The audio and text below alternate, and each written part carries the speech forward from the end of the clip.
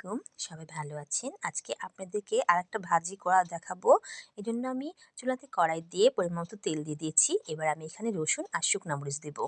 দিয়ে এটা একটু ভাজা করে নেব। আমি এখানে নতুন আলু আর ফুলকার ভাজি করব, সেই জন্য আমি এগুলো রসুন আর শুকনা মরিচটা ভালো করে একটু ভেজে নেব, তাহলে এটা টেস্টটা একটু আলাদা লাগবে। আর এখানে আমি ফুলকার আলু কেটে নিয়ে ধুয়ে পানি ঝরিয়ে রেখে দিয়েছি। এটা একটু লাল হয়ে গেছে। এবার আমি এগুলো সব দিয়ে দিব। এই যেমন ফুলকার আলু কাটা হয়ে গেছে, এগুলো দিয়ে দিব।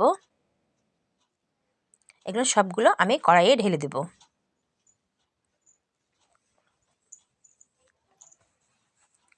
ঢেলে একটু নাড়াচাড়া করে নিব।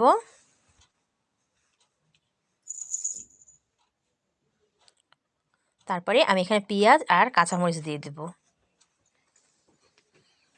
হলুদ আর লবণ দিয়ে দিলাম। এবার ভালো করে নাড়াচাড়া করে নিব। আর কিছুটা আমি এর ভিতরে ধনেপাতা দিয়ে দেব।